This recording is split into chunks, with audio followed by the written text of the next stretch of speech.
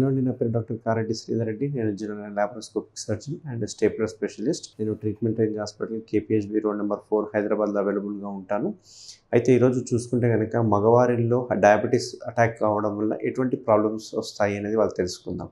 So మగవారిలో ఎప్పుడైతే diabetic attack అవుతుందో అంగం యొక్క ముందరున్న చర్మం ఏదైతే ఉందో ఆ చర్మం అనేది డిజీజ్కి లోన్ అవుతుంది. దాన్నే మనం బెలనైటిస్ అని బెలనోపాస్థైటిస్ అని అంటుంటాం. అసలు ఎటువంటి డిజీజ్ అన్నాడు, ఈ డిజీజ్ వలన ప్రాబ్లమ్స్ ఏమొస్తాయని వాళ్ళు తెలుసుకుందాం. సో ఈ బెలనైటిస్ కానీ బెలనోపాస్థైటిస్ కానీ ఇది ముఖ్యంగా 95% డయాబెటీస్ పేషెంట్స్లో వస్తుంది.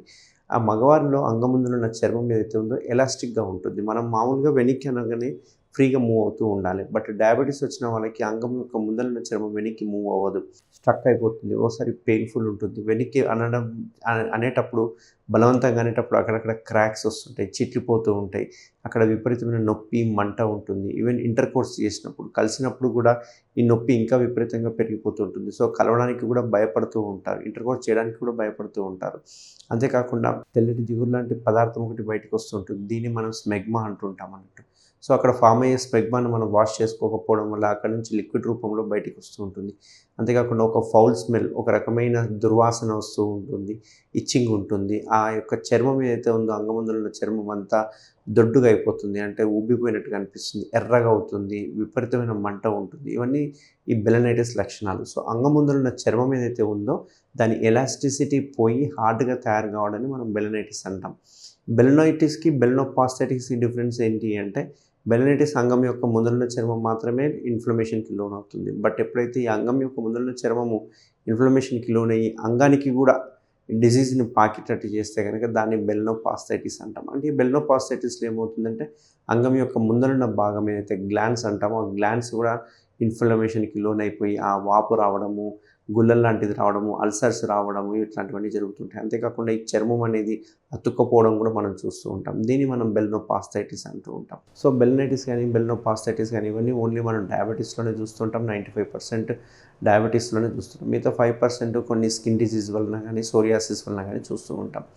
సో ఈ బెలనైటిస్ వస్తే ఏం చేయాలి? మరి కడుక్కోవడానికి ఇబ్బంది అవుతుంది, ఇంటర్కోర్స్ చేయడానికి ఇబ్బంది అవుతుంది. మరి దీన్ని ముందుకు ఎలా తీసుకెళ్ళాలి? ఎటువంటి మందుల ఆప్షన్స్ అవైలబుల్ ఉంటాయి, ఎటువంటి సర్జికల్ ఆప్షన్స్ అవైలబుల్ ఉంటాయని తెలుసుకుందాం. సో మందుల ఆప్షన్స్ ఎలా ఉంటాయి అంటే ఇది ఒక సెల్ఫ్ లిమిటింగ్ డిజీజ్ అంటాం. అంటే అదంతకదే వస్తుంది, అదంతకదే మంచిగా అయిపోతుంది. మనం మందులు వాడినా వాడకపోయినా షుగర్ కొంచెం కంట్రోల్ పెట్టుకుంటే కనుక అది ఆటోమేటిక్గా హీల్ అయిపోతుంది. కానీ ప్రతిసారి హీల్ అయినప్పుడు ఏమవుతుందంటే ఆ ముందరున్న చర్మం ఏదైతే ఉందో స్లోగా దగ్గర రావడం చూస్తూ ఉంటాం, దగ్గర రావడం గమనిస్తూ ఉంటాం. ఎంత ఫ్రీగా మూవ్ అయిన చర్మము, అంతకుముందు ఎంతో ఫ్రీగా మూవ్ అయిన చర్మము మెల్లగా దగ్గరికి వచ్చి ఫ్రీనెస్ పోతుంది, ఎలాస్టిసిటీ పోతుంది, వెనక్కి రాదు సరిగ్గా. మనం గట్టిగా అంటే బలవంతంగా వస్తుంది వెనక్కి. సో ఆ చేంజెస్ అనేవి చూస్తుంటాం. సో ఇది ఒక సెల్ఫ్ లిమిటింగ్ డిజీజ్ కాబట్టి ఎప్పుడైనా కానీ బెలనైటిస్ వచ్చింది అంటే మనం ఇమ్మీడియట్గా సర్జరీ ఆప్షన్ చూసుకోవడం మేలు. మెడికల్ ఆప్షన్స్ కంటే కూడా మందుల ఆప్షన్స్ కంటే కూడా సర్జికల్ ఆప్షన్స్ బెటర్. ఈ సర్జికల్ ఆప్షన్స్ ఏ రకంగా బెటర్ ఉన్నాయి ఇప్పుడు చూసుకుంటే కనుక కన్వెన్షనల్ మెథడ్ అంటాం, ఓపెన్ టెక్నిక్. ఈ ఓపెన్ టెక్నిక్ చేయడం వల్ల ఏమవుతుందంటే అక్కడ కుట్లేయడం, కట్ చేయడం, కుట్లేయడం జరుగుతుంది. కుట్లు అనేవి అంత హీల్ కావు డయాబెటీస్లో, అండ్ లేట్ హీలింగ్ ఉంటుంది. అంతేకాకుండా అక్కడ జిగ్జాగ్గా పడతాయి. కుట్లు వేసినప్పుడు అక్కడ కాస్మెటిక్గా అంత మంచిగా ఉండదు. బట్ మనం చేసే ట్రీట్మెంట్ రేంజ్ హాస్పిటల్లో ఎస్పెషల్గా నేను చేసే సర్జరీ ఏదైతే ఉందో అది స్టేప్లర్ సర్కంసిషన్. దీన్ని మనం కేఎస్ఆర్ స్టేప్లర్ సర్కంసిషన్ సర్జరీ అంటాం. ఈ కేఎస్ఆర్ స్టేప్లర్స్ అంటే ఏంటి అంటే ఒక స్టేప్లర్స్ డివైసెస్. ఇవి డిస్పోజబుల్ స్టేప్లర్స్, ఒక పేషెంట్కి ఒకటి మాత్రమే వాడతాం. ఇందులో రకరకాల స్టేప్లర్స్ ఉంటాయి, వైట్ అని, గోల్డ్ అని, బ్లాక్ స్టేప్లర్స్ అని, రకరకాల స్టేప్లర్స్ ఉంటాయి. అవి క్వాలిటీని బట్టి, సిలికాన్ రింగ్ క్వాలిటీని బట్టి మనం డివైడ్ చేయడం జరిగింది. సో ఈ స్టేప్లర్లో ఏంటంటే పిన్స్ అనేవి ఎప్పుడైతే కట్ అవుతుందో చర్మం కట్ అయ్యి పిన్స్ ఆటోమేటిక్గా పడిపోతాయి అన్నట్టు.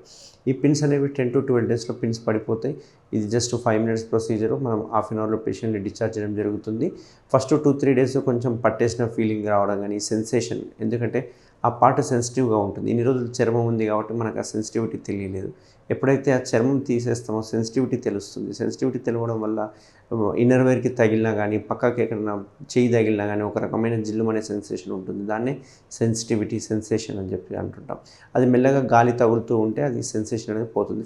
ఫస్ట్ 2 to 3 డేస్ కొంచెం డిస్కంఫర్ట్, కొంచెం పట్టేసిన ఫీలింగ్ ఇట్లాంటివి ఉంటాయి. బట్ ఆఫ్టర్ దట్ అది అలవాటైపోతుంది అండ్ తగ్గిపోతుంది కూడా.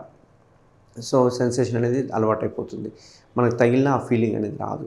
సో ఈ సర్కంసిషన్ చేసిన తర్వాత తీసుకోవాల్సిన జాగ్రత్తలు ఏంటి అంటే శుభ్రంగా ఉంచుకోవడం. ఎంత శుభ్రంగా కడుక్కొని ఉంటే అంత శుభ్రంగా అంత పిన్స్ అనేవి ఫాస్ట్గా పడిపోతాయి అన్నట్టు. 10 to 12 డేస్లో పిన్స్ పడిపోతాయి. ఒకవేళ మంచి శుభ్రంగా పెట్టుకొని ఆ ఏరియాని మంచి పిన్స్ ఉన్న ఏరియాని నీళ్ళతో సబ్బు నీళ్ళతో కడగడం వల్ల ఆ ఏరియాలో ఎటువంటి మురికి చేరకుండా ఉంటుంది, ఇన్ఫెక్షన్ రాకుండా ఉంటుంది. దీనివల్ల 8 to 10 డేస్లో కూడా పిన్స్ పడిపోయే అవకాశాలు ఉంటాయి. సో ఈ స్టేప్లర్ చేయడం వల్ల 100% కాస్మెటిక్ రిజల్ట్స్ వస్తాయి. కంప్లీట్ పెయిన్లెస్ ఉంటుంది ప్రొసీజరు, అండ్ 5 minutes ప్రొసీజరు. ఇమ్మీడియట్గా ఇంటికి వెళ్ళిపోవచ్చు, వాళ్ళ పనులు చేసుకోవచ్చు. ఎటువంటి పథ్యం కానీ, ఎటువంటి బెడ్ రెస్ట్ కానీ, ఎటువంటి స్పెషల్ డ్రెస్సింగ్స్ కానీ, ఎటువంటి ఆయింట్మెంట్స్, క్రీమ్స్, పౌడర్స్ ఇట్లాంటివి ఏవి అవసరం లేకుండా ఆటోమేటిక్గా అదే హీల్ అయిపోతుంది. ఇది డయాబెటీస్లో చాలా సేఫెస్ట్ ప్రొసీజర్, ఎందుకంటే ఇందులో హీలింగ్ మీద డిపెండ్ అవ్వకుండా ఫాస్ట్ హీలింగ్ ఉంటుంది. ఎందుకంటే పిన్స్ ఉంటాయి, ఎక్కడ కోత అనేది కనపడదు, ఎక్కడ కటింగ్ అనేది కనపడదు. సో దీనివల్ల ఏంటంటే హీలింగ్ ఫాస్ట్ ఉంటుంది.